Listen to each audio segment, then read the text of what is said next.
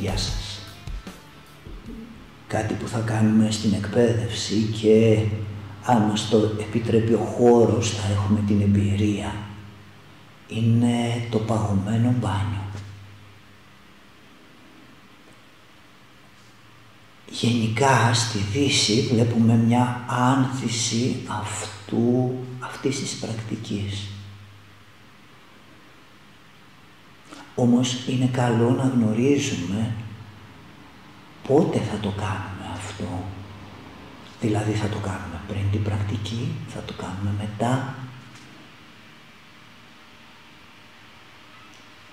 Εκείνο που χρειάζεται να συνειδητοποιήσουμε είναι ότι η περιτονία μας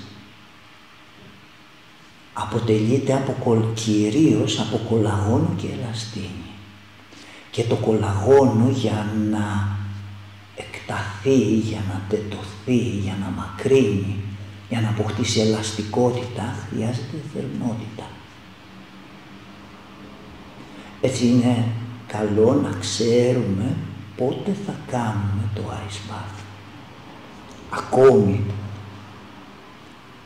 στην κινέζικη ιατρική και στη γιόγκα μιλάνε ότι το να κάνουμε ένα κρύο, ένα παγωμένο, ένα κρύο μιλάνε αυτοί, οπότε το παγωμένο είναι ακόμη πιο έντονο, ένα παγωμένο μπάνιο μετά την πρακτική του τσικόγκ, του ταϊτσί, της γιόγκα, θέλω να προσθέσω και της σωματικής άσκησης, ίσως είναι καταστροφικό για την υγεία μας.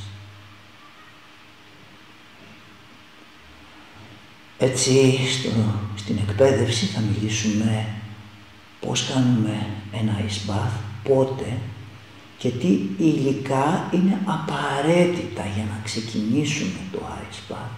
Γιατί το να συντηρήσουμε έναν χώρο, ένα δοχείο που να μπορούμε να κάνουμε μέσα αυτό το παγωμένο μπάνιο, υπάρχουν κάποια αναγκαία πράγματα που μπορούμε να έχουμε. Αυτά όσον αφορά το ice bath. Να είστε καλά.